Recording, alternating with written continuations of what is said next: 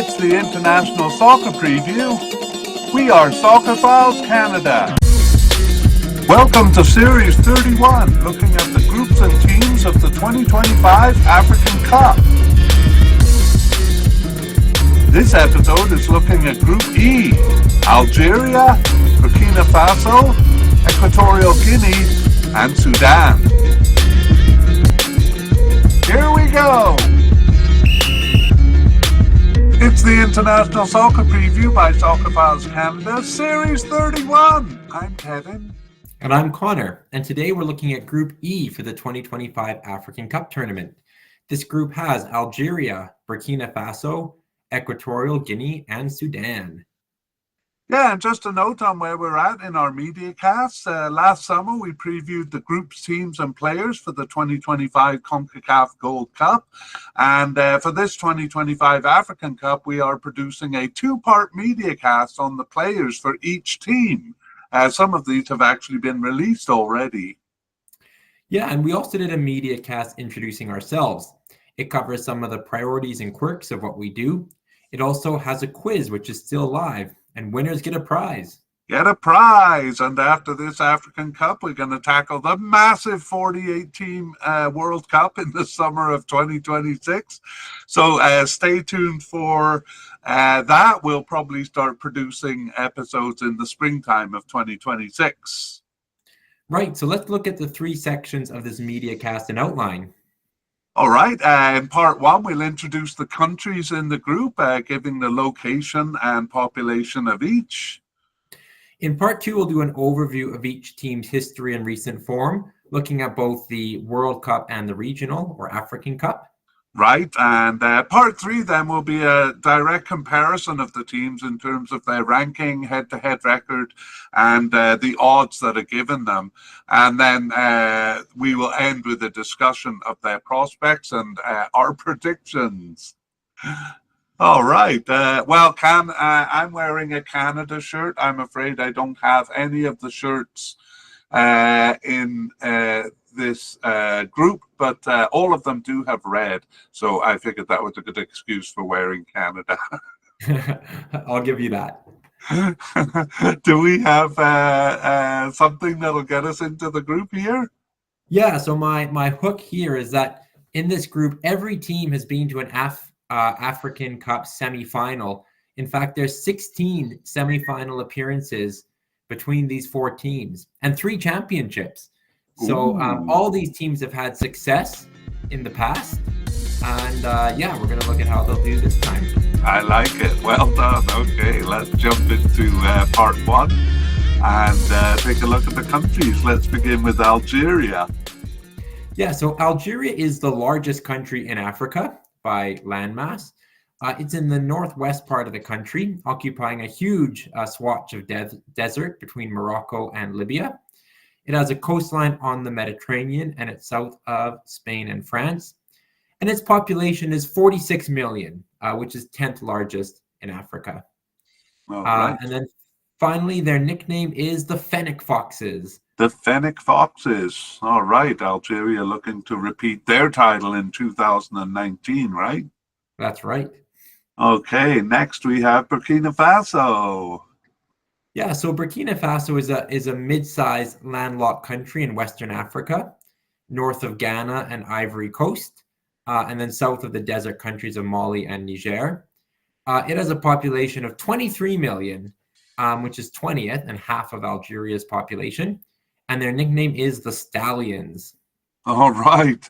And I don't know if you're looking at the map, but it seems awfully near Belgium to me there. I think that's an error. Yeah, we put up the wrong map. I'm just seeing if I can get it in time here. And here we go. All right, there's Burkina Faso on the west side of Africa. Perfect. Okay, next we have Equatorial Guinea, also looking like Belgium. Looks like someone forgot to do their homework, Connor. That would be me. That's all right. I'll describe Equatorial Guinea. So yeah. Equatorial Guinea is a tiny country in the middle of Africa on the Atlantic side and just north of the equator, as the name would suggest. It has 2 parts. a little mainland enclave between Cameroon and Gabon, and an island offshore where the capital city is located. It has a population of 1.8 million people. That's 47th in Africa, or the 8th smallest. They actually are the second smallest country in this tournament after Comoros. And their nickname is the National Thunder. All right, and I have the map just in time at the end here. Just a tiny little country, as you said, quite square, it looks like. Yeah, a little square on the mainland and then an island just offshore. Yeah, okay. All right, and next we have Sudan. Well, these all seem to be in the very same place. Okay, Yeah, I'll get this one quicker.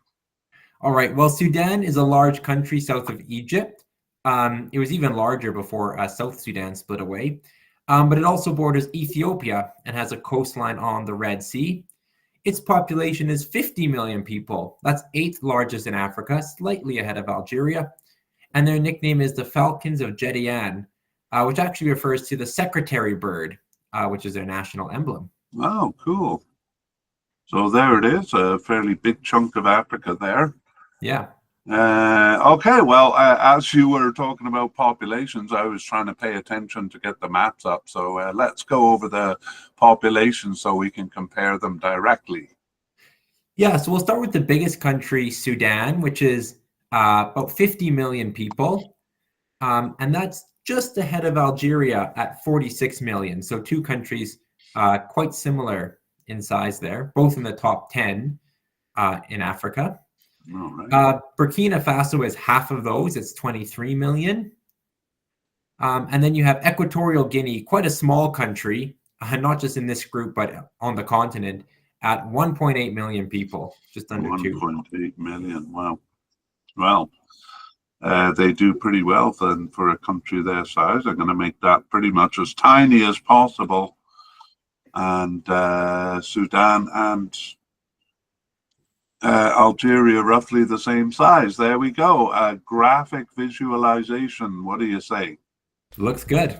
Okay, there we go. That's the end of part 1, and we move on to part 2 here, looking at the countries. We're going to begin with, well, I'll just tell you that the graphics here look tiny, but don't worry, we are going to look at these in more detail and blow them up. But it's enough to say right now, if you're looking at the YouTube screen, that green is a success. Blue is pretty much reaching the cup but knocked out at the group stage, and red is not reaching the cup, while gray is either not entering or withdrawing. So this is a broad overview, and we begin by looking at their general participation and achievements. Right. So Algeria played their first international game in 1957 and first entered the African Cup in 1968 and the World Cup in 1970, participating consistently in each since. Okay, well, that's blessedly simple. It in is. terms of, yeah, not so simple in terms of achievement. We have a bit more to say. Actually, Algeria struggled to reach tournaments until they hit a strong period in the early 80s. In 1980, they reached their second African Cup and finished second in it, extending that to top 4 finishes over 3 tournaments in a row. They also reached 2 World Cups in a row in the same period. After a slight dip, knocked out at the group stage in 1986, they continued with top 4 finishes in the 1988 and 1990 African Cups and won it as hosts in 1990. Although in that case, there is no parallel success in World Cup play. Their record was unremarkable after that until they had a banner year in 2010, which saw them reach the World Cup and also finish 4th in the African Cup. They once again qualified for 2 World Cups in a row at that time, and 2014 actually saw them pass the group stage for the only time in their history. Their next peak was 2019, a second African Cup title there, although like the first, there was no parallel with World Cup success. Okay, so we're going to look into more detail at those things. First with the World Cup, and take it away. So in World Cup play, Algeria did not make it past the first round of qualification in their first two attempts from 1970, and only made round 2 of 4 in 1978. It thus came as a surprise when they reached the Cup in 1982, winning 4 knockout rounds and beating Nigeria in the last one. In the Cup, a famous incident saw Germany and Austria collude in the third game of the group stage, purposely playing to a score that would see them both through and Algeria out, despite beating West Germany and Chile. That led to the rule change and the rule of third matches of the group stage being played simultaneously. Algeria reached the Cup again in 1986, where they were again knocked out in the group stage, but earned just a single draw with Northern Ireland this time. After narrowly missing what would have been a third World Cup in a row in 1990, they went into decline, failing even to reach the final round of qualification in 1998. It took until 2010 to return, winning a famous playoff over a mighty Egyptian team. Once again, it was a single point that cup, a draw with England. They made it 2 finals appearances in a row in 2014, where they turned in their best performance, passing the group stage and giving eventual champions Germany their sternest test of the tournament, Algeria losing in extra time there. 2018 was a dreadful performance, earning only 4 points and 3 of them awarded, where they finished bottom of the table, which was a poor contrast to their 2019 African Cup title. All right, and we'll be looking at the 2 most recent cups in more detail in the recent section. So wait for that. And meanwhile, we'll look at their broader history in the African Cup competition. So in African Cup play, they qualified for their first in 1968, but despite coming close, they did not reach the next 5 tournaments. They qualified in 1980, though, and that began an excellent decade. They finished in the top 4 in 5 out of 6 cups in a row, finally winning when they hosted in 1990. They were not able to maintain that high level, though, and as in World Cup play, their form fell off, hitting a low in 1994 when they were disqualified for fielding an ineligible player. From 1996 to 2004, they always reached the Cup, but got no further than the quarterfinals. The true low was reached when they failed to qualify for 3 out of 4 cups between 2006 and 2012, even if it was mitigated with a 4th place finish in the 1 cup they did reach in 2010. They returned to consistent qualification from 2013 onwards, but had been knocked out at the group stage in 4 of the 6 campaigns. 2015 was a quarterfinal finish, while 2019 earned them their 2nd title. Overall, though, it's not a good period. 2023 marking the first time they were knocked out at the group stage in 2 tournaments in a row. We gave away some of the recent history there. But what I do notice as you're telling us this is that, even when they're in pretty good form, they sometimes turn in poor performances there. Yeah, even looking at your graphic, there's a lot of green, blue, red, green, blue, red. It's a very up and down. They'll qualify, they'll do well, they'll miss. It's a bit up and down. Yeah, I mean, especially there from 2016 to 2006 to 2012, where they missed 3 cups in a row, but then finish in 4th place in the middle of that. Yeah. Okay, well, that is it. And we're going to finish with a summary of their strength. We'll actually go back to the big graphic here. A summary of their overall strength. And in terms of strength, Algeria, on balance, is a 2nd-tier team. Despite some success, like their 2014 round of 16 finish in the World Cup or their 2019 African Cup title, they can only be said to have one sustained period of top-tier form. That was from 1980 to 1990, with top 4 finishes in 5 of the 6 African Cups there and 2 World Cup appearances, where actually 2 wins in the group stage of one of them should have seen them advance to the final rounds there. The period ended with a well-deserved African Cup title in 1990, 2010 to 2014 almost constitutes a strong period with 2 World Cup appearances in a row there, including their only trip past the group stage in the World Cup, and a 4th place finish in the 2010 African Cup. However, as I just pointed out, it came amidst a poor period of not reaching the African Cup 3 times. The only edition since 1978, actually, where they failed to qualify.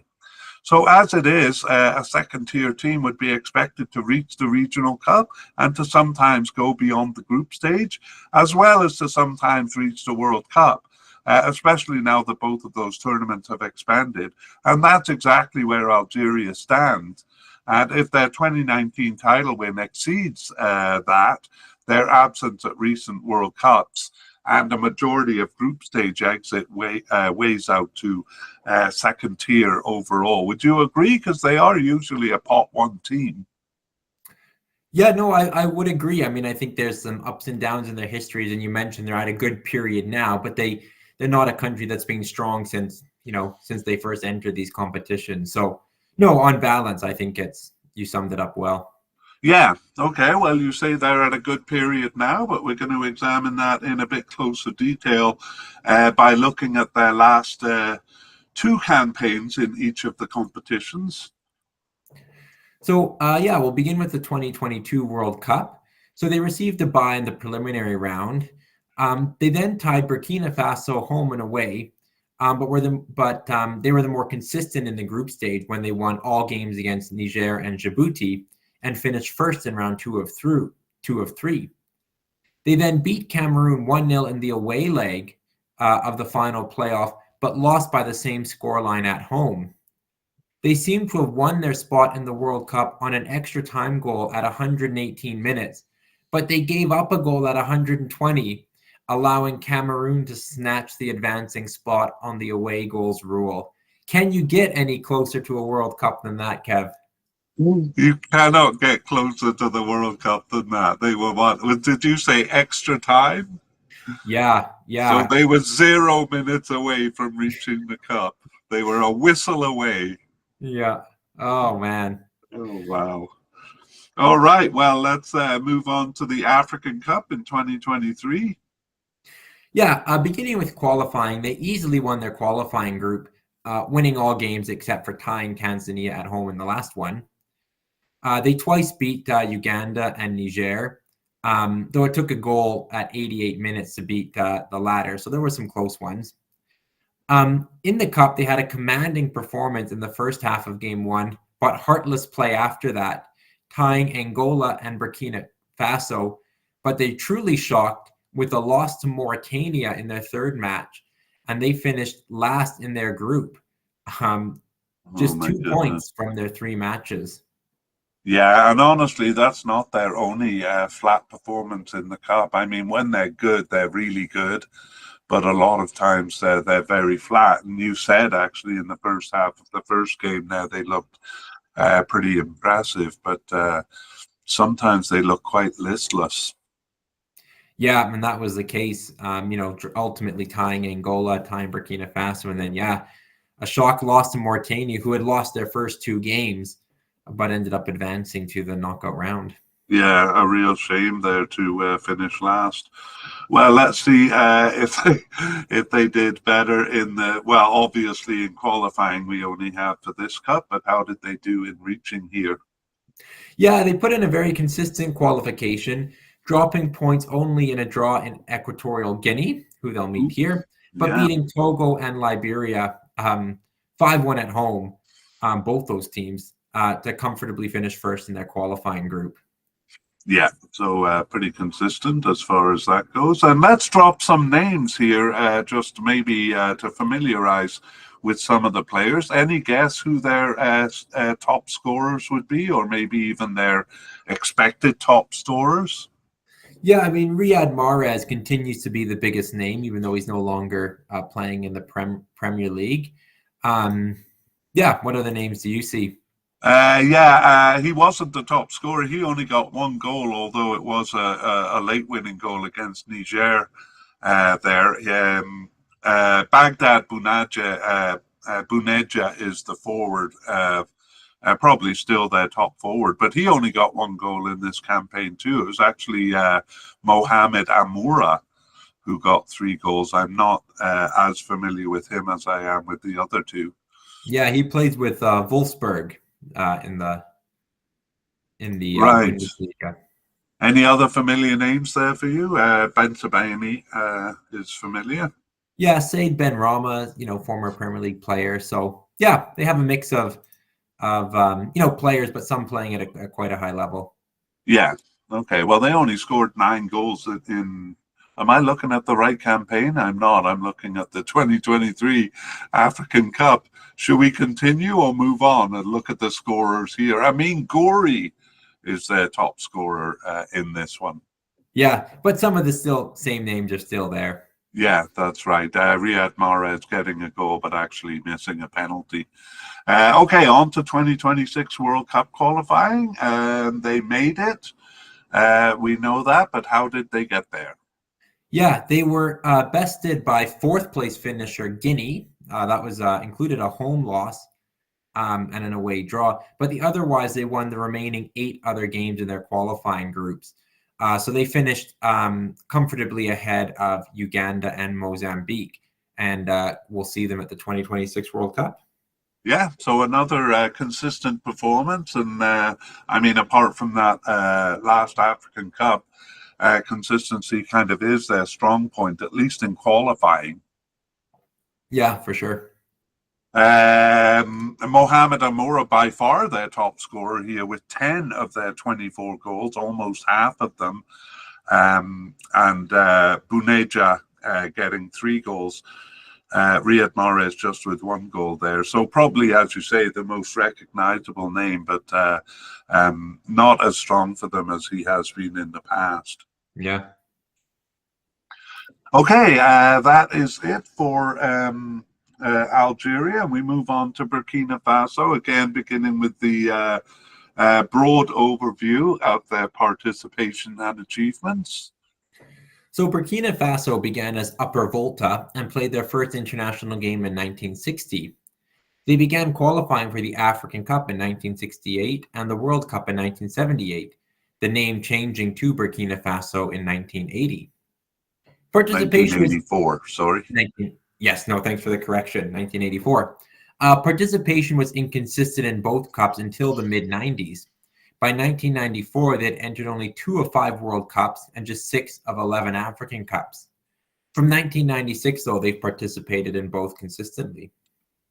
Yes, and in terms of achievement, Burkina Faso has never reached a World Cup, but actually came fairly close for 4 campaigns in a row from 2010 to 2022, especially in 2014. We'll probably be taking a closer look at that. They reached their first African Cup in 1978, but then not again until 1986. The tournament expanded to 16 teams in that year, and they've been quite consistent in reaching the cup since. And they have finished in the top 4 times, and they reached the final in 2013. Losing that game and taking second place was nevertheless their best finish. And until 2021, Connor, they had the unique characteristic of always finishing in the top 4 if they passed the group stage. Wow, looks like a team that does well with momentum then. Well put. Okay, well, let's zoom in a little bit and take a closer look at their World Cup history.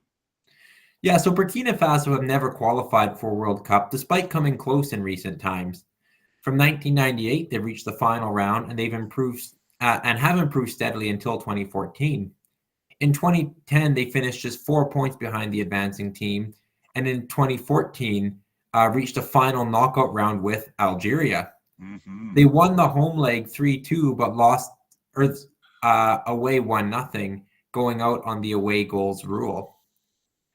They actually had a valid complaint that Algeria's goal scorer should have been ineligible to play based on yellow card accumulation, but because they failed to file the complaint within an hour of the game ending, the appeal was rejected. Burkina Faso came second behind the advancing team in 2018 also. but this time 5 points behind. And we'll see how they did in 2022 and 26. Right. Well, that's the second time after 1994 that Algeria has been in a bit of hot water over there, over an ineligible play, although it seems they got away with it here. What do you make of that story? Yeah, it's a bit of interesting history between these two teams. I'm not sure if the rules have changed now about the ineligible player, whether it's still an hour in, or an hour after the game. But yeah, if you were a Burkina Faso fan, you probably feel aggrieved, especially because it was the guy who scored the goal. That's probably a tough one to take. Yeah, well, that's going to be a bit of a theme because we are coming up to Equatorial Guinea. But I tried to research here because usually, or the punishment now is that you forfeit the game. In 1994, Algeria is actually disqualified from the whole tournament because of it. Wow. All right, well, that's the World Cup. Let's go to their African Cup history. So Burkina Faso qualified for their first African Nations Cup in 1978 as Upper Volta, as you mentioned, and not again until 1996. However, they qualified for 5 in a row from 1996 to 2004, and after missing 2 cups in a row in 2006 and 2008, they qualified 5 times in a row again from 2010 to 2017. They were generally knocked out at the group stage with the exception of 1998, where they finished 4th place as hosts. In fact, apart from that campaign, they did not win a game in any of their other 7 campaigns until 2012. This made it a shock when they came second in 2013, losing to Nigeria in the final there, and then third in 2017. 2019 was a shocking non-qualification for a cup expanded to 24 teams. Falling to the fairly weak Angola and Mauritania in a tight group was a lapse, but it seems a one-off event as they've not only won their qualifying group in 2021, but finished 4th in that tournament. Okay, well, and we'll take a closer look at the most recent tournaments there, see if they could maintain that top 4 record if they passed the group stage. But meanwhile, no, sorry, I'm in the wrong spot here. We're going to go back to the original graphic of their overall and talk about their general strength. So in terms of strength, Burkina Faso is also a second-tier team.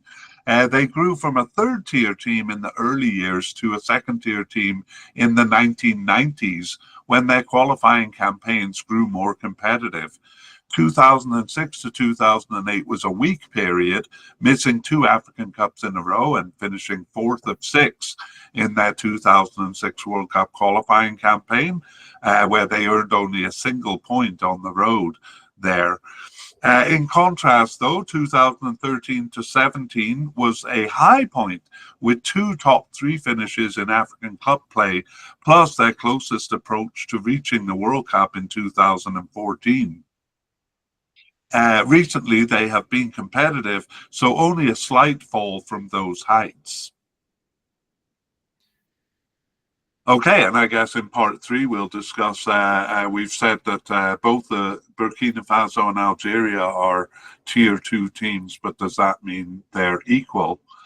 And that'll be part of our discussion. But we are going to move on to the recent history here and take a look at their 2022 World Cup campaign. Yeah, so like a lot of top teams, they received a bye in the preliminary round.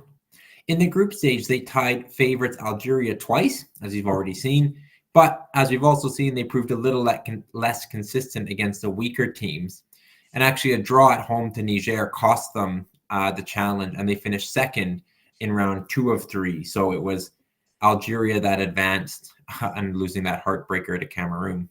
Yeah, second, not an advancing spot there. So Algeria moving on to that dreadful playoff which left them out of the cup. Sorry, I'm yammering on. On we go to the 2023 African Cup. Right. So here they finished first in their qualifying group, starting well with wins over all 3 opponents, but they finished poorly, tying in Togo, then losing away to Cape Verde, who finished second. Worse still was losing at home to bottom of the table Eswatini. But in the cup, they beat Mauritania on a late penalty, tied Algeria, and lost to Angola to finish second in the group stage. Continuing a flat performance, they then lost to Mali in the round of 16. Yeah, so I like Burkina Faso. They're a pretty exciting team, but not so much in this cup. So both Algeria and Burkina falling a bit flat in terms of performance. Yeah. Okay, on we go to the qualification for this most recent cup here. Right. So in the group stage, they tied Senegal away in their first match, pretty good result, and held first place until losing to Senegal at home in Game 5, and then finished with a ghastly 3-0 loss to bottom finishers Malawi. But they had already secured second in their qualifying group. Yes, all right. So yes, not too difficult to make it to the tournament at the expanded tournament here. Still difficult to make it to the World Cup, though, even though that's expanded. Let's take a look at their recent campaign for 2026. Yeah, so Burkina Faso tied 3 games at home, but the only points dropped on the road were a loss to Egypt. They finished second in the qualifying group behind Egypt, well ahead of Sierra Leone. They came fifth among second-place finishers, with the top 4 reaching the playoffs. So they were just 1 spot short. So, a pretty good campaign with 21 points from their 10 games, but yeah, very unlucky not to make it into that playoff spot. It was Yeah, close. and even more unlucky given the fact that if all 6 teams in the group had been counted, they would have finished third and reached the playoff spot. But because Eritrea dropped out, they could only count the top 5 teams in the group. And in that case, they got the result that they did. They complained about it. What do you make of it?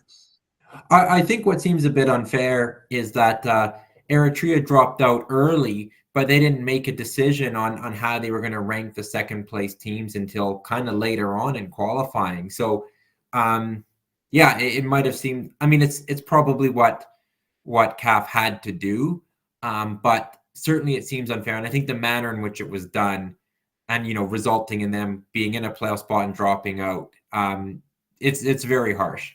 Yeah, that was probably more the how than the what. But they easily could have been clear on that because, that really is usually the pattern. If one group has 5 teams and another has 6, that's kind of how they do it. Mm-hmm. So Yeah, yeah. it's Go ahead. unlucky. They had 9 groups of 6. It's kind of every team participates. It was kind of the perfect system, and that Eritrea dropping out kind of, threw some dirt in the gears. It really kind of messed things up, and yeah, Burkina Faso suffered as a result. Yeah, I mean, if they put it that way, like we lost out because Eritrea dropped out, that's the reason. It feels harsh. Yeah. Let's drop some names here in terms of scorers. Who do you? I don't mean to put you on the spot, but it's just the way I'm starting. Who would you expect, or any names that you're looking for here? Well, people, fans of the Premier League might be familiar with Dango Ouattara. And then Bertrand Traore, I know, has been a big player for them for a long time. So I would guess those 2 are kind of the big ones for Burkina Faso. Yes, not their top scorers in 20. Well, actually, Dango Ouattara, their co-top scorer. I feel a bit of affinity for him because I noticed him. I really liked him in the 2021 African Cup, so I was following his career since then, kind of before he got to the Premier League. But yeah, they had some good players. World Cup 2026 qualifying. Lassina Frank Traore was their top scorer, and once again Dango Ouattara up at the top there. Yeah. I also like Edmund Tapsoba in defence. Okay, that's it for our name dropping. Let's move on to our third team, Equatorial Guinea. Always a bit of adventure here. We begin with their participation and achievements. Equatorial Guinea's first international game was in 1975. They entered the World Cup in 2002 and have participated consistently. However, they were involved with African Cups much earlier, from 1982, though they withdrew and did not complete a first qualification until 1990, and a second was only in 2000. But they participated consistently since then. Okay. Well, in terms of achievement, Equatorial Guinea has never come close to the World Cup. In fact, they've only had one competitive campaign in the tournament, and we'll take a look at that because it was recent. Their African Cup record is much stronger, though. It did take them until 2012 and qualification by co-hosting to reach the tournament, but they have the very impressive record of passing the group stage every time they have reached the Cup. 2015, when they also hosted, was their best showing with a fourth place finish. An achievement at the game level cannot pass without mention, Connor. I don't know if you remember this, but in the 2023 African Cup, Yes, they were paired with the hosts, weren't they? With Ivory Coast? Grouped with the hosts, that's right. And beat them 4-0. Wow. Handing Ivory Coast the biggest ever defeat at home. And that was also Equatorial Guinea's biggest tournament win. So they're basically coming off of that. Equatorial Guinea, a pretty exciting team. Well, not so much in World Cup play, though. Let's take a look at their performance in World Cups. Yeah, their World Cup record is weak. They were knocked out in preliminary rounds in their first two entries, falling at the hands of Congo in 2002 and Togo in 2010, or 2006 perhaps. 2010 was in the group stage, and they started well with the win over Sierra Leone, but lost all 5 games after that. In 2014, they won a preliminary over Madagascar and performed well at home, tying Tunisia. They beat Cape Verde, but the result was taken away for fielding an ineligible player. They finished bottom behind Sierra Leone with only 2 points. Their African Cup performances earned them a bye in the first round of 2018 qualification, but they had little chance, being paired with Morocco in the next round. So not a ton of achievements for them there in the World Cup. Yeah, very much. We'll see if they did better in recent campaigns. And you were right there. Togo was in 2006 rather than 2010. Well, let's hope we get a little more action from their African Cup here as we take a look at their regional cup overview. Yeah, so Equatorial Guinea actually passed the first round of qualification in their first entry in 1982 when Benin withdrew, but they themselves withdrew from the second round. They also withdrew in 1988, so 1990 became their first completed qualification. They were knocked out in a preliminary there and did not compete again, or did not complete qualification for the next 4 editions. 2000 then became their second completed entry, and they began completing qualifications consistently. They were knocked out in preliminaries over the next 2 cups and took part in their first group round in 2004. They earned only a single win there, so it came as a surprise when they proved far more competitive in 2008, winning all home games, including over Cameroon, and finishing second. Ultimately, their first appearances at the competition were earned through hosting rather than qualification runs.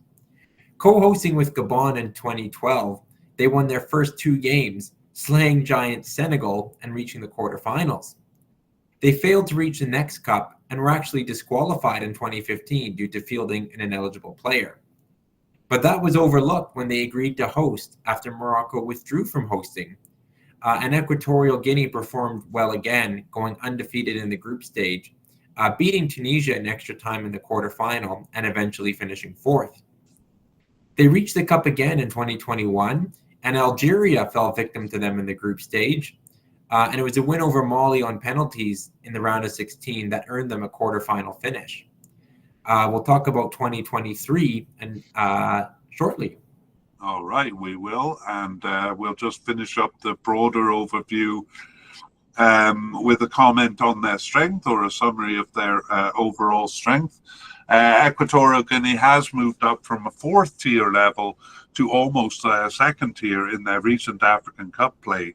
Only one campaign shows that form in World Cup action, but their performances in the African Cup have been strong. Sorry, you lost me there for a moment. They've never been knocked out at the group stage. They can't really be said to be a second-tier team in terms of reliability for qualifying for cups, and I'm going to ask you to take over here. Yeah, failing to qualify in 2019, even when the cup had expanded, leaves lingering doubt even if they had reached the 3 editions since, or even if they have reached the 3 editions since. Qualification runs have not been entirely convincing, but they have played beyond themselves, and it is doubtful they will continue to pass the group stage or even reach the cup as regularly as they have in recent times. Yeah, so that's a big question for Equatorial Guinea. Will they perform, above themselves as they often do in the cup? Well, generally, they're more of a third-tier team. Right. Okay, well, let's maybe helpfully get a bit of an answer by looking at their recent performances. And this is not the right page. This is the World Cup in 2022. Right, so they began in the preliminary round among the bottom 28 FIFA ranked teams. They were ranked 139 and met South Sudan, who were ranked 169. They bested South Sudan, but struggled with them more than they should have, tying the first leg away and winning only on a single goal at home. They had a good performance in the round 2 group stage and were obviously underrated as a 4th-seeded team. They won all at home, and their only loss was in Tunisia. They tied Zambia and Mauritania to finish in second place in round 2 of 3. That wasn't good enough for a qualifying spot, but just 2 points behind Tunisia in the group stage was their most competitive World Cup qualifying campaign to date. Yeah. So, we've obliquely referred to this by saying they have had one good World Cup qualifying campaign. You'll see that the next one is not so good. This is really the only one. But before we look at that 2026 campaign, let's take a look at the last 2 African Cups. Yeah, so in 2023, they again had a tight battle with Tunisia in qualifying. And it actually saw both teams spurn some opportunities. Tunisia tying in Botswana and then tying in Libya in the final game to finish second in the qualifying group. Equatorial Guinea finishing second in the qualifying group. In the cup, they tied Nigeria in their opener, beat Guinea-Bissau, and then dealt host Ivory Coast their heaviest ever home loss, winning 4-0 to finish first in the group stage. In the round of 16, they almost reached extra time with Guinea, despite being down to 10 men from the 55th minute, but they lost on a goal 22 seconds from the end of injury time. So a heartbreaker, but a round of 16 loss for them there. Yeah, always some drama with Equatorial Guinea. Well, I don't specifically remember what we said when we did the mediacast for this group last time out, but I really doubted we said that Equatorial Guinea would finish first over Nigeria and host Ivory Coast. Yeah, I mean, they can be a spoiler team, but who would have thought? And of course, as fate would have it, Equatorial Guinea go out in the round of 16, and Ivory Coast, who they thumped, would go on to be champions. Yeah, that's right. That's right. Okay, let's take a look at their qualification run for this cup. Yeah, it was another good campaign. They finished second in their qualifying group, undefeated at home, and the only team to earn a draw with group winners Algeria. They were bested by Togo, though, and then Liberia were the other team. They were quite a bit behind Algeria, but 2 wins, 2 draws, and 2 losses was enough for them. Yeah. So you would say this is a bit of a factor of the cup being expanded that they got here. Yeah, definitely. Okay, let's move on to the adventurous World Cup 2026 qualifying campaign. Yeah, they endured a disastrous campaign, and disastrous is the right word. They actually performed reasonably well in play, losing only to Tunisia in both legs, and a depleted team tying Liberia at home towards the end. But issues off the field overshadowed the campaign, and they finished fifth of six in the group. They decided to challenge FIFA on a long-standing dispute about the eligibility of their star scorer, Emilio Insue. And though they won their first two games, they were awarded, or ended up being awarded to the opponents. Towards the end of the campaign, the players effectively voted to go on strike over issues with their FA and refused to travel to Malawi, the game awarded to their opponent as well.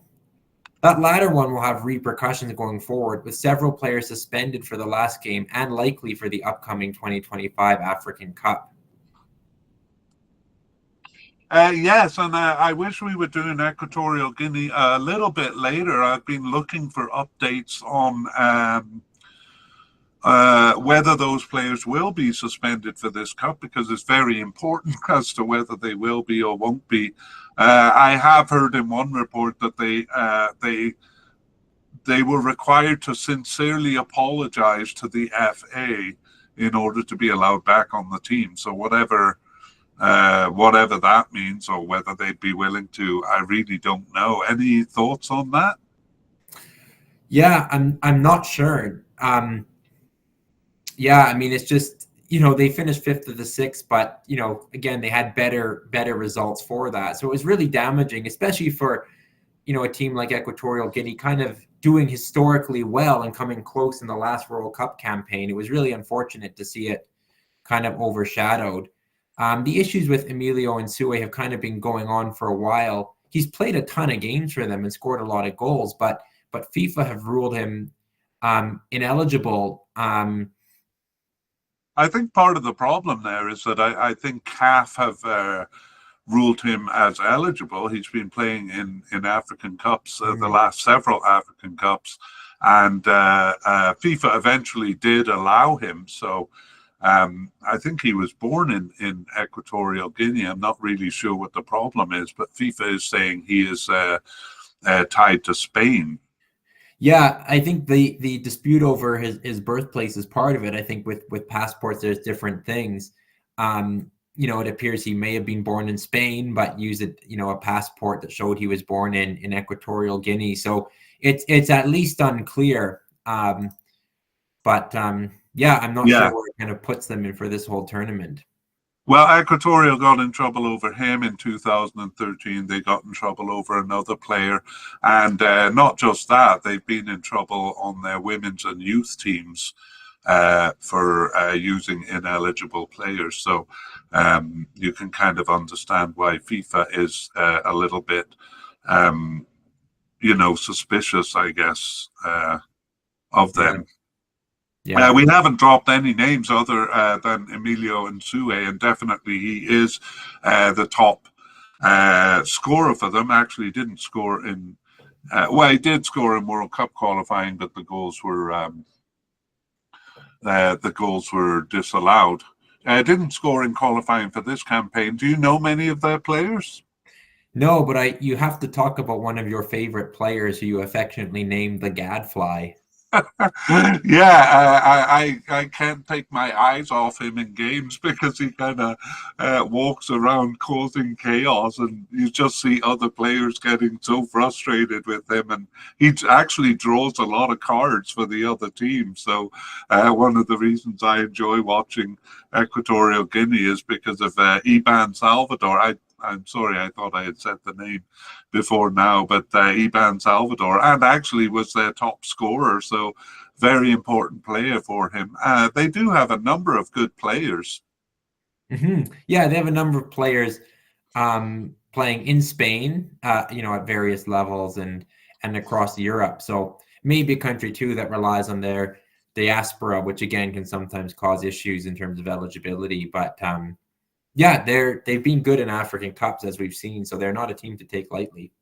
Yeah, not at all. Then they do seem to have a new scorer. He was their top scorer in qualifying for this cup, Luis Nlavo. So I'm looking forward to seeing him. But I gotta say, they are kind of a golden generation right now, and if some of their top players are banned from the cup, they really don't have the bench strength to do much about it, or to really compensate for it, as we saw when they lost at home to Liberia in the last game of World Cup qualifying.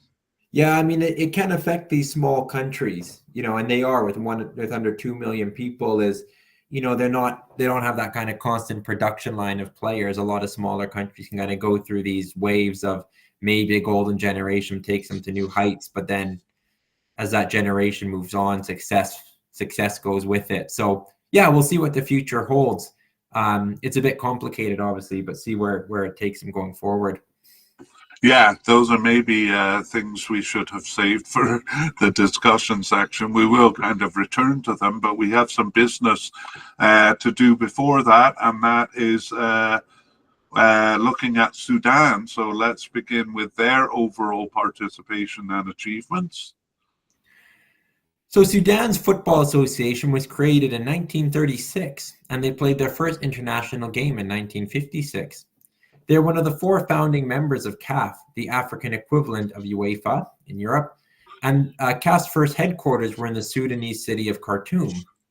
Thus, they were one of the first teams in the African Cup in 1957, and not only one of the 3 teams in the first cup.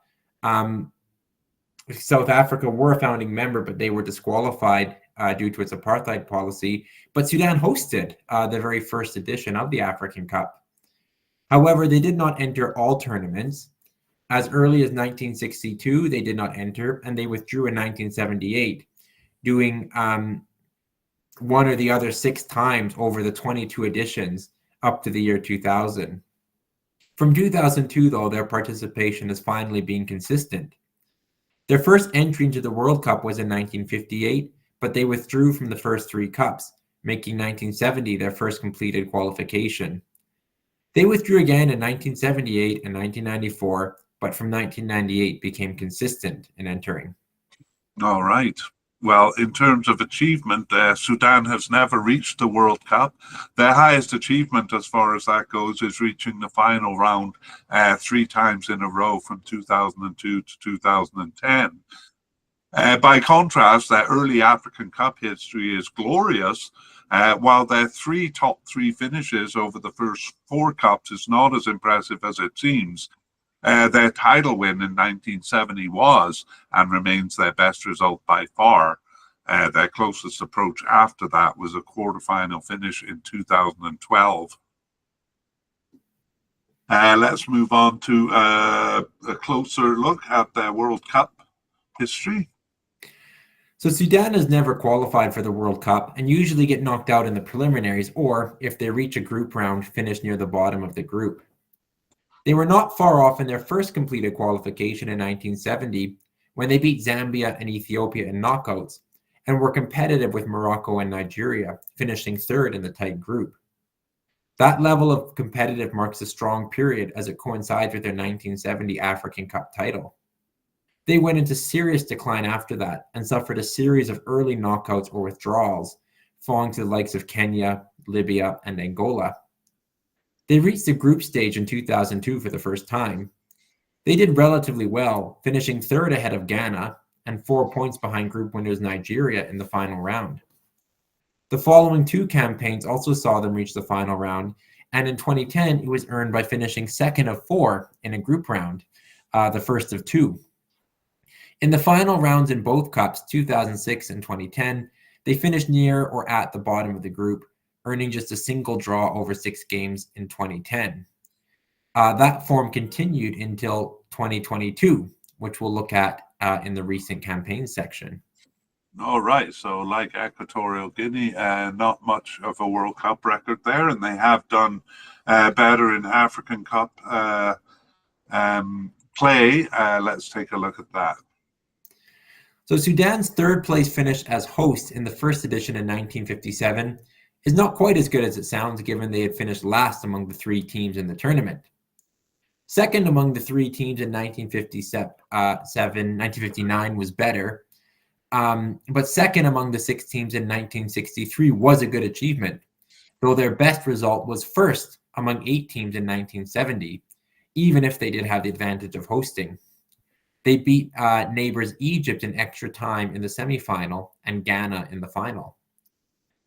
Unfortunately, though, it was all downhill from there.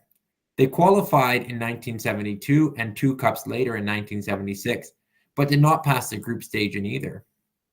They came close in 3 campaigns between 1978 and 1992, but as often, they either did not enter or withdrew. Ultimately, they did not reach the cup until 2008. This became a bit of a strong period where they reached the cup again in 2012 and even passed the group stage for the first time since 1970, tying Angola and beating Burkina Faso. But they narrowly failed to reach the cup in 2013 and were back to a weak form by 2015. As in the 2018 World Cup, 2019 marked the first time in their long history when they failed to earn a point at home. That period marks a real low point in strength, but they pulled out of it abruptly with a strong campaign in 2021, finishing second ahead of South Africa to reach the cup. They started with a draw against Guinea and had little chance against Nigeria and Egypt in the tough group, and we'll look at 2023 a little bit closer. Yeah, that's right. So let's go back to our broad overview and consider their overall strength. And Sudan, as we've learned, was a founding member of CAF and benefited from the few teams involved in the early years. They were among the top teams that did exist, though, and proved it in 1970 with their only African Cup title and a competitive battle among the best in World Cup qualifying. However, they dropped in strength steadily after that. 2 group stage exits followed by campaigns that fell just short of reaching the cup, and then all the way down to preliminary round knockouts. A brief revival from 2008 yielded some good results. The quarterfinal finish in 2012 African Cup was the only one, though, that reached above their third tier average. It was followed by some 4th tier campaigns in 2018 and 2019, which is their weakest period, even if it's brief. But the 2020s have seen at least a return to their 3rd tier form, and we can kind of consider that as we look at their most recent campaigns. So in we go to their 2022 World Cup campaign. Yeah, so they were among the bottom 28 ranked teams required to play in the preliminary knockout round. Their FIFA ranking was 129, and they met Chad, ranked 175th. They won convincingly in the first leg on the road, so it was only a minor disgrace that they tied at home. They earned, in the group stage, they earned only a single home draw, though that game was actually played in Morocco. But they did well to tie second seed Guinea twice, and second place finisher Guinea-Bissau away, though that game was also in Morocco. They lost both games to the imperious Morocco, who were the group winners. However, it was a respectively competitive campaign, but ties unfortunately did not yield enough points. So they finished last in round 2 of 3. Yeah. Anyway, a bit more competitive than the earlier campaigns. Let's move on to the African Cup 2023. Yeah, so they beat group winner Congo DR and 3rd place finisher Gabon at home, but they lost all their other games, including both legs to Mauritania, and they therefore finished last in the qualifying group. So disappointing, but some good game level results there. Yeah, that's it. But 2 last place finishes, despite some improvement, as you say, at the game level. They did reach this cup, so obviously did a bit better. Yeah, they did. They went undefeated at home, dropping points only in a draw to group winners Angola. But they earned only a single point on the road, that being against a hapless Ghana, whose meltdown is the real reason they advanced. Sudan finished second in the group stage, a qualifying spot, Ghana finishing last. Oh my goodness.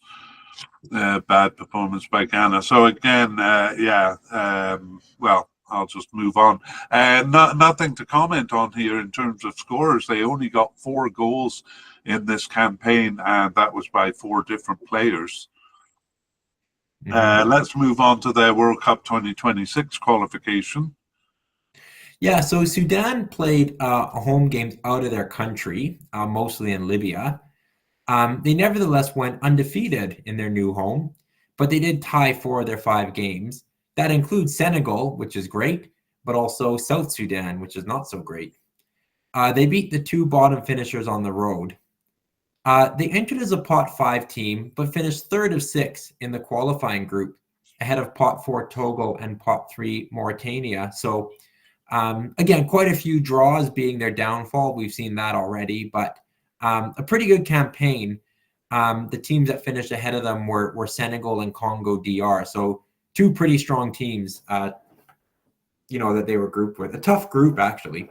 Yeah, a tough group, and really did it on their defensive strength. Because here too, they only got 8 goals over the 10 games, and nobody scored more than 2 goals. In fact, 2 of their 8 goals were own goals by the other team. And the only overlap between that and the previous qualifying campaign is one player getting a single goal in each. So nobody really outstanding as a scorer here. I think we wouldn't expect to see Sudan scoring a lot in this campaign. But if they do well, it would be because of defensive strength. For sure, yeah. Yes. Okay. Well, that is it for section 2, and let's move on to section 3. Let's begin with the pots that they came from, and we give an overall idea of how strong the group is compared to others by doing this. Yeah, so Algeria come in as a 4th highest ranked team in Africa in this tournament. So that gives them, they're the pot 1 team, 4th out of the 6 teams in pot 1. And of the 6 pot 2 teams, Burkina Faso are ranked last, and of the 6 pot 3 teams, Equatorial Guinea are ranked 5th. So 2 teams from the bottom of their pots there. Sudan come in as the 3rd lowest ranked team in the tournament. Right, and they also from the bottom of their pot. So all teams coming from the bottom half of their pot would suggest that this overall is one of the weaker groups. Yeah. Yeah, not that it matters because it's just relative to each other. Let's move on to their rankings, FIFA and ELO. Yeah, so as we saw, Algeria are the top-ranked team in the group. They're 38th in FIFA and 46th in ELO. Kind of a rough average for them over the past 5 or so years. Yeah, definitely around 2000 and or they have been higher than that. So a bit of a drop over the years there. With Burkina Faso, yeah. Yeah, so they're 64th in FIFA and 79th in ELO. They've been a bit up and down over the years. They were as high as 50th in FIFA rankings in December 2022 and 61st in ELO. So a bit of a fall since then. What do you make of that? Yeah, I mean, they've been fairly consistent, actually. If we look at Algeria, around 2014, they were in the top 30 in FIFA rankings. So a bit more consistent for Burkina Faso, but this strikes me as pretty accurate. For Equatorial Guinea, they're 95th in FIFA, but 87th in ELO. Again, a little bit consistent, though they were below 100 in FIFA rankings in December 2021. So they've come up a bit since then. Yeah, they definitely get a jump in their rankings whenever they have an African Cup because they do well in the group stages. But as we've seen, not so good in qualifications. So I agree with this one too. Yeah, and then finally Sudan, they're 116th in FIFA and 108th in ELO. We saw some good campaigns both to get here and in the World Cup, so they've risen. They were in the 120s and even 130s in ELO. So they've come up kind of steadily in both ranking systems as well. Yeah, they have. It's a relatively good period for them with some decent or not so much in terms of results, but in performance, some more competitive campaigns recently. So they'll be hoping to build on that here. Okay, that is rankings. Let's move to the head-to-head records, and we begin with Algeria versus Burkina Faso. Yeah, quite a few meetings between these teams and competitive as well. Algeria has a better record with 5 wins, 5 draws, and 3 defeats. Yeah, well, Algeria won their first 2 meetings or 3 meetings in the deep past, but actually recently they exchanged home wins in 2014 World Cup qualifying, and they have tied 3 games in recent times, twice in the 2022 World Cup qualifying, and then once in the last African Cup group stage. So I'm seeing this one as pretty even. Yeah, the head-to-head record would certainly show a lot of parity. Yeah. On to, speaking of parity, Algeria and Equatorial Guinea. Yeah, in 3 matches, it's 1 win, 1 draw, and 1 defeat for each team. And all of those very recent. We saw in the 2021 African Cup group stage, Equatorial Guinea getting the better of them. Algeria bested Equatorial Guinea in qualifying for this tournament. So, that kind of sets up an interesting battle. Yeah, for Algeria and Sudan, Algeria has a better record, 2 wins and 2 draws. No wins for Sudan yet in this pairing. Yeah, and all of those results were in the previous millennium, so not that relevant. Burkina Faso and Equatorial Guinea. This is interesting. They've met once and it was a draw, so not very much to go off there. Yeah, that was in the 2015 African Cup, so Equatorial Guinea had the home advantage there. Both of these teams tend to do well when they get to the cup. Let's look at Equatorial Guinea versus Sudan. Yeah, for Equatorial Guinea, they've won both of the meetings against Sudan.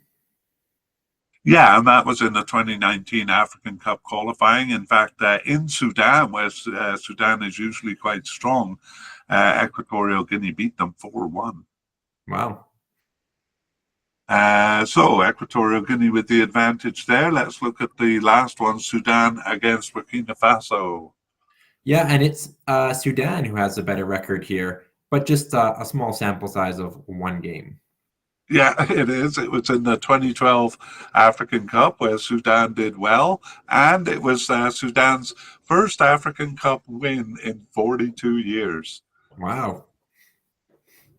So maybe they will get the better of Burkina Faso in this cup too. The last thing we'll look at before we get to our discussion is the odds. I have asked AI. And actually, on the first question, it said, "I'm not really sure. Check sports books or other resources." And I typed in "think deeply," and it gave me these numbers. All right. Well, for what they're worth, Algeria are the group favorites, at 40% odds to win the group. Burkina Faso are next with 30, and then Equatorial Guinea and Sudan are both at 15%. Yeah, okay. Well, what it is worth is a starting point for the discussion. And let's start from the top. We're going to repeat some stuff that came up because we are going to use this section as a short version. So we probably chatted a bit too much in section 2, but we'll raise some of the same points. Algeria, do you see them as 40% likely to win the group? I think 40% is probably accurate. I see them as the favorites, but not clearly so. We have, in Burkina Faso and Equatorial Guinea, 2 teams that are pretty good in the cup. I think Sudan, although they have are better at home, are capable of getting a point. They had a pretty good World Cup qualifying campaign. And Algeria sometimes falls flat. In fact, Kev, since they won the title in 2019, they failed to win in their next 6 African Cup matches. They haven't won since that title victory. So they haven't And always fallen been. at the group stage in both cases, right?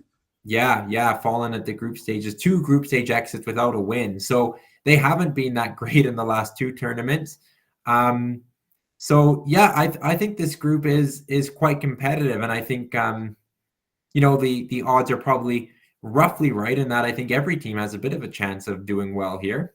Yeah, I got to agree with you there. I actually feel Algeria is a bit overrated. In Section 2, we did put them as a second-tier team, even though they usually come in as the pot one team. And certainly, like in the 2019 African Cup performance, the 2014 World Cup performance, even the first half of the first game in the last campaign, they look great when they're on. But relatively speaking, those performances are kind of few and far between, pretty blasé performances in the Cup, because apart from 2018, they've struggled to get past the qualification round, and just like recent times, have fallen at the group stage quite often, for a team of their stature. So I think they're very vulnerable to Burkina Faso and Equatorial Guinea here. Yeah, I think Burkina Faso are a strong team. They've done well. They've had a very good World Cup qualifying campaign. We talked a bit about their misfortune being just narrowly missing out, being the 5th ranked second place team when the top 4 went to the playoffs. And they have some good cup performances in recent times too. We used the word momentum earlier. Sometimes they get it and they take it and go on these deep runs. They've been to, I think they've been to the Final Four on 4 occasions. So yeah, they're a tough team. I think they will be very close, challenging Algeria for first place in the group. Yeah, in Section 2, we did notice that every time they got past the group stage, they finished in the top 4. That record was broken in 2023, where they were knocked out in the round of 16. But as you say, like, they have that kind of reputation to live up to, and they can certainly put in a challenge to Algeria here. I just wanted to ask one question about Algeria before we moved on to Burkina Faso. Do you think the Cup being in North Africa is helpful to them? I think it is. It's a similar climate and environment. They'll also probably have a ton of fans. They're the neighbors with Morocco. Pretty easy to get around. So, yeah, I think it will. They know they're going to the World Cup. This is an important tournament to build towards that. So I think they have a couple things going in their favor. Yeah, definitely. I think we've criticized them for sometimes being complacent, but because it is in North Africa and they'll have a lot of fans there, that's kind of a force working against complacency there. Nevertheless, Burkina Faso not far behind, and I agree with that 30% chance for Burkina Faso. How about Equatorial Guinea? Do you see them as challenging Algeria and Burkina Faso? I mean, let's say barring a lapsing performance by those teams, which is possible, but I don't think we can kind of assume it in our discussion. I would love to say yes. I've really enjoyed following Equatorial Guinea over recent years as a tiny country punching truly well above their weight. It's just they have such a cloud over their players. 3 in the World Cup, having 3 games awarded against them for various issues. Not sure which players will be suspended, if their star player will be participating. It's really unfortunate. We saw them finish last time first place in a group with Nigeria and host Ivory Coast, two of the strongest countries in the region. So we know they're capable of it, and they've done it over, I think, a sustained period of time. But yeah, I see these off-field issues kind of carrying over. But what do you think? Am I making too much of it? No, I don't think you are. I think it's kind of one or the other. A bit like Algeria, they either show up as a great team or a flat team with nothing in between. I think Equatorial Guinea, if they have their top players, may show up with something to prove. Yeah. And I think they can be a very dangerous team if that's the team that shows up. If those players are suspended, I don't think they have the bench strength to really compensate for that. And I think they'll be a very weak team, perhaps even challenged by Sudan. So I really think it'll be one or the other. Yeah, a hard team to predict. And as far as Sudan, do you see them getting points off anyone?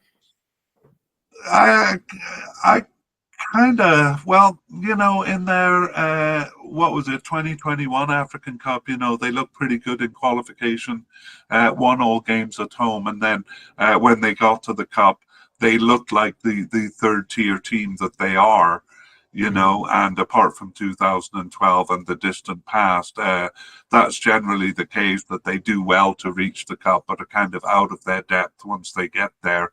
I'm afraid that is going to be the case here, but I think they might pull a spoiler result at the game level. I guess I don't see them challenging at the campaign level unless Equatorial Guinea has a lot of suspended players. How about you?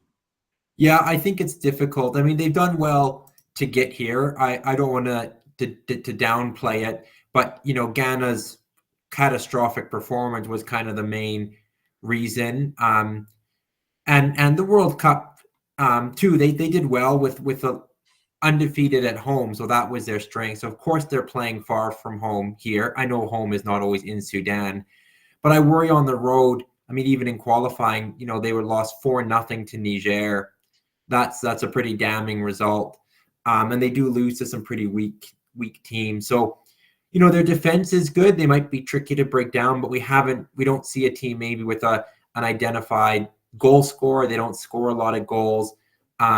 They look a little bit competitive when they're not uncompetitive when they're not at home. So I think it's difficult to find a lot in their favor to suggest that a shock result is in the cards.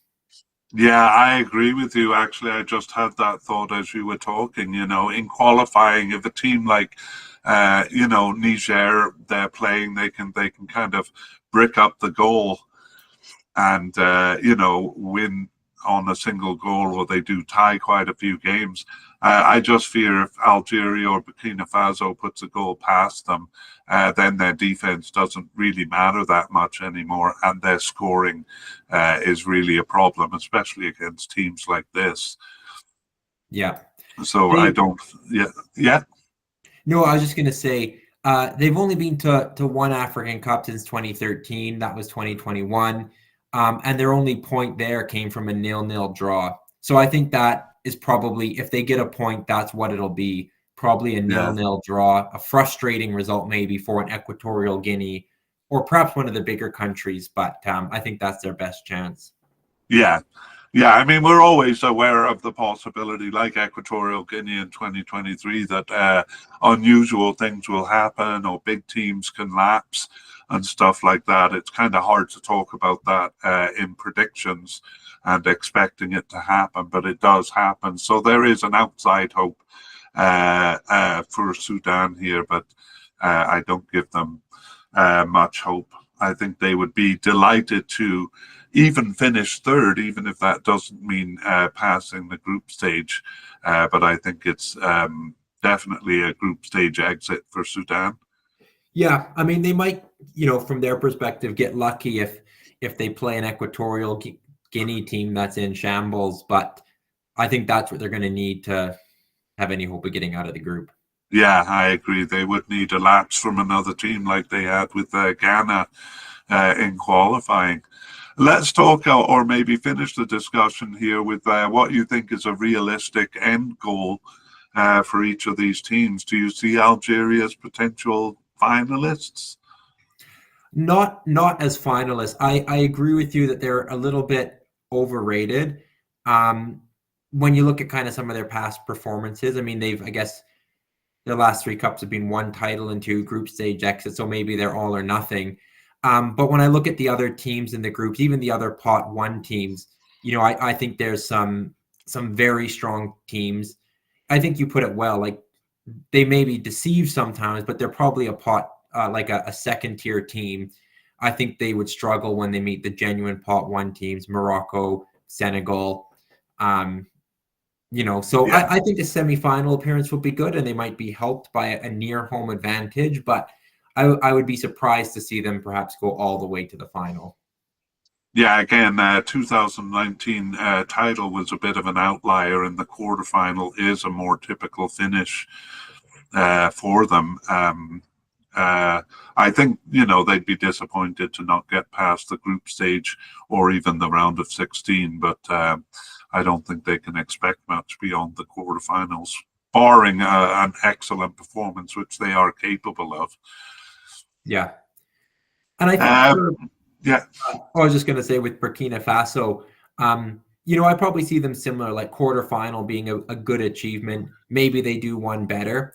I think winning the group is important for both Algeria and Burkina Faso. You might end up playing a third ranked team versus a second ranked team. So, I think if whichever team wins the group will probably get to at least the quarterfinals, barring a big upset.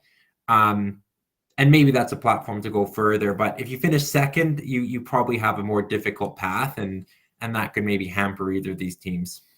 That's a really good point. If you're a really strong team, like Ivory Coast in the last cup, if you finish second or third, make it past the group stage, and then you can kind of turn on your gears. It doesn't matter, but I don't think either of these teams really have the gears to finish second and beat someone like Nigeria in the following round. I mean, Burkina Faso does have that record hanging over them that they often finish in the top four if they make it past the group stage. I'd be kind of thrilled to see that happen again, but I don't think it can be expected. And anyway, that record was broken in 2023. I think what you said was really good. I think finishing first or second makes a big difference here. But I think round of 16 or at best the quarterfinals is probably a good result for Burkina Faso. Yeah, I will point they do have some really elite top level talent.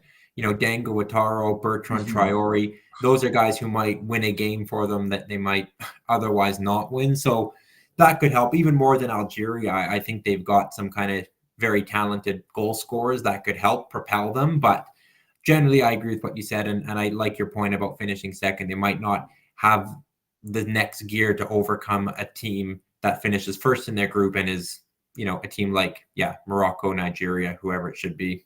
Yeah, I mean, further to that, and I don't say this with any great confidence, but I feel like Algeria is aging out a bit.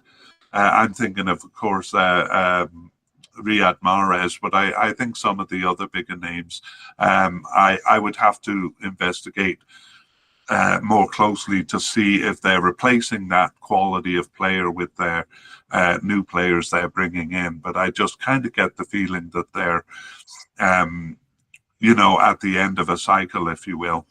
Yeah.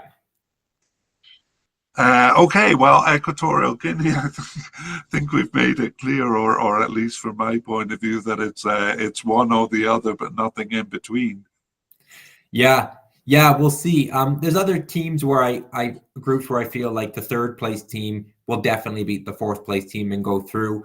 I'm not even that confident here. I think Sudan could frustrate them, especially if they're missing, their top goal scorer in Nsue. So yeah, I think they're at risk here. I'd like to see them do well because they're a very entertaining team when they do well. But it's a tough group for them, and that extra cloud hanging over them, I have my doubts. I think passing the group stage would be good. I don't think they would do much beyond that. Yeah, I mean, I see them as a real wild card. They could finish anywhere from first to fourth in the group, realistically. Yeah. And they could finish in the semi-finals or win the whole thing for all we know. But I think going in, though, that that cloud hanging over them will be hampering them rather than inspiring them. And I think they'll have trouble getting out of the group. And I think we actually started the discussion with Sudan. Me thinking at least that their chances of getting out would be very low. Yeah. I just want to touch on that 15% for Equatorial Guinea and Sudan. I don't see them as even there. No. I think. Yeah, if we're talking possibility or probability, I think Equatorial Guinea's ceiling is higher. For sure. Okay, well, unless you have anything to add, that brings us to the end. Yeah. And I guess that does bring us to the end of our look at Group E. So we have one more group to go. Connor, next time I'll meet you for Group F. Sounds good. Look forward to it again. We would like to thank Pixabay and Cold Fingers for the wonderful music used in this mediacast. The title of the piece is Eid Mubarak.